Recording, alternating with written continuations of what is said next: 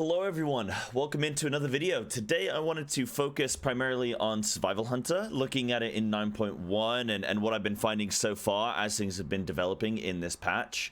So I'm just going to be running through this Sanguine Depths 17 as we're talking through this. This was on Fortified, Bolstering, Quaking, and yeah, so I'm just going to kind of be working through this key as well as I'm talking through. But I basically wanted to talk about the swap now from Night Fae Survival Hunter in 9.0 and 9.0.5 to now a lot of people are going Kyrian. And I myself went Kyrian in the pre-patch in order to get my 40 Renown so that I was ready and I didn't have to go into the new patch and have to then level up 40 levels plus then the new levels on top of that, and then in a way feel like I was a little bit behind. So I started playing Kyrian in 9.0.5. And it was okay. It was okay. I wasn't blown away by it. It pretty much functionally works the same as Night Fae, right? It works where you have this big AoE ability, you put it on the ground, you pop your coordinated assaults, and then you just bomb, throwing up your serpent stings. You're doing your regular AoE rotation, but now you have this AoE circle to stand in. So it was very similar to how Night Fae functioned. The main difference being what the ability themselves do. So obviously with the Night Fae, it's like the damage that then gets, you know, whenever you hit anything in that circle in your Night Fae ring, then like it will then do damage to mobs around it, or they'll be, you know, hit additional times and all that kind of stuff. But with Kyrian, you just get a massive amount of crit. So with that massive amount of crit, then all of your, you know, hopefully all of your abilities are critting off that, and then you're just getting more damage from that. Plus then you have the damage amplifier from your coordinated assaults, which then ultimately just means that you're doing a lot of damage in that AoE window. The big thing with Kyrian as well is that it is a minute cooldown instead of 2 minutes as you get with Night Fae. So you can actually get more uses in any given, you know, dungeon, any given situation.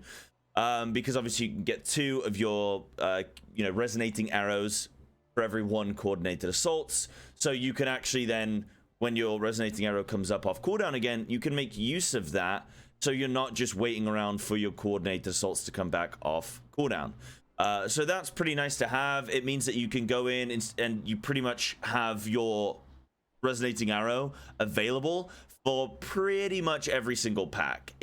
Depending on the pulls that you're doing in a dungeon, depending on the dungeon itself, how much movement there is in between pulls and things, it probably works out to every second pack you have something, whereas with Night Fae, I guess it would work out to like every 3rd or 4th pack roughly, depending on timings. So it's nice having just access to more consistent damage, and that's the main thing with Kyrian, is that it's just more consistent. You're not peaking as high on the damage as you would with Night Fae, but you're just consistently being able to pull through more, or consistently pull out some decent damage, which overall in a key means that you actually do more than you would as Night Fae. The big thing as well is you get access to, if I can show you, you get access to 57 Renown. You get the Effusive Anima Accelerator, which your resonating arrow releases a blast of overcharged anima at your target's location, dealing 5,800 arcane damage split evenly between all targets over 8 seconds. And it reduces the cooldown of resonating arrow by 4 seconds per affected enemy to a maximum of 20 seconds. So that's basically adding on some damage to your resonating arrow, just flat additional damage that you're going to be doing, right? And obviously that 5,800 damage is going to scale with your stats and things, right? So it'll actually work out to be more than that. Plus you take into account things critting inside your resonating arrow as well. So you're basically getting access to a bunch more damage on top of what you're already doing with your resonating arrow. But then also you're going to get your resonating arrow 20 seconds off of your resonating arrow, which means that you can use 3 resonating arrows for every coordinated assault, right? So because 40, 80, 120, they're 120 seconds in 2 minutes. So you're getting your so you're getting 3 resonating arrows in every coordinated assault, or in between every single coordinated assault. So it means that you're then going to have access to an additional resonating arrow as long as you're hitting at least 5 targets every time you use it. Which means you're now going to pretty much have resonating arrow for every single pack. So it's not just that it's now adding this additional damage on top, but you're also getting this big increase in overall damage because you're getting extra uses of the spell itself. So I'm like 56 Renown right now as of making this video. So I'm just so ready to get that ability, but I don't quite have it yet, but I'm really eager to get it. But I've been finding my damage overall in these dungeons with Kyrian has been really, really good, especially with 9.1 with the introduction of the new affix, with the, these mini bosses that you're killing to get these anima powers. I've found even recently I've started taking the necrotic wound ability, which is really, really good in keys for survival because it does around about between 10 and 13% of your damage on bosses if they're pure single target. Obviously, if they're not pure single target, it'll do less percentage, but it will still do just as much damage, right? But it'll be a lower percentage compared to your AoE abilities. So it's doing around about 100k, between like 80 and 100k damage, depending on what boss and whether it's like tyrannical and whatnot. Obviously on tyrannical you'll end up doing more damage overall because the fight is longer, but I'm finding that this additional single target that I'm getting from the necrotic wound is really, really good in these dungeons. Like I say, doing 10% of my boss damage, that's really, really beneficial compared to getting a couple points of extra crit strike. So this is really, really looking good for survival as a whole in these dungeons right now, with having access to Kyrian as a playstyle, having access to necrotic wounds. It's just seems like survival's damage is really, really high right now. In this key that you're seeing on screen, I am 232 item level. I don't have a 252 weapon. I think at this point I had a 226 or a 236 at best. So I don't have a high level weapon. I don't have a single domination socket or gem. So I know that the set bonuses don't work in keys, but the gems themselves do. So I'm not getting access to that increase, like 1.5% damage whenever you hit a new mob for 20 seconds. I'm not getting access to the unholy damage amplifier. I'm not getting those extra few percent damage increases from those things, which would then just add even more damage on top of what I'm already doing. And like I say, I'm low item level, and I don't have the last rank of the Kyrian Renown tree. And I'm still doing, spoiler alert, but in this key, I end up doing 10k overall DPS. And I don't even have all of those other things yet. Imagine in this patch being able to be 252 item level. I still have 20 more item levels that I can gain. And I can get domination gems and upgrade those. And I can get my resonating arrow final tier of Renown. So right now, and I can upgrade conduits as well, right? So things are looking really, really good for survival in keys right now. And this key as a whole, if you've been watching, has just been an absolute blast. And I guess I can kind of jump into what I'm trying to, I guess I'll show you kind of my talents and stuff that I'm running in this key, just so you have a little look.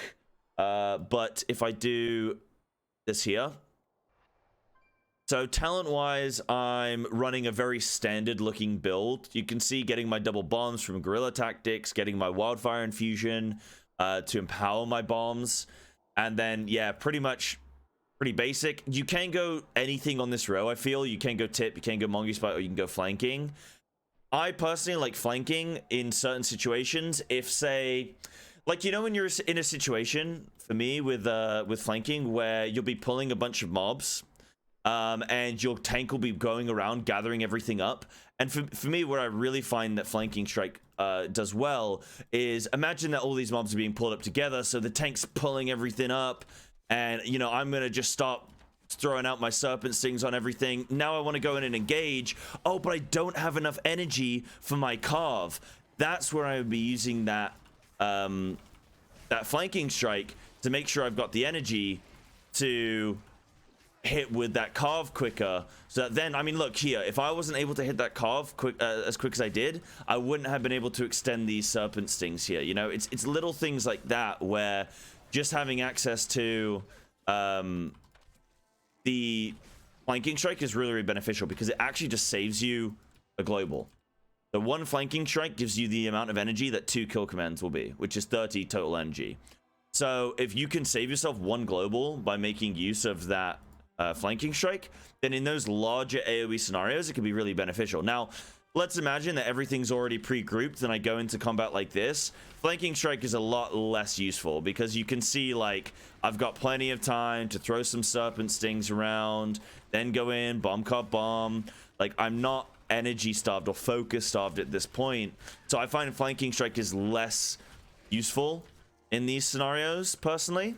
But I really like it in like mass AoE pulls. Say you're going into like Halls of Atonement where you're doing these big crazy pulls all the time, gathering things up.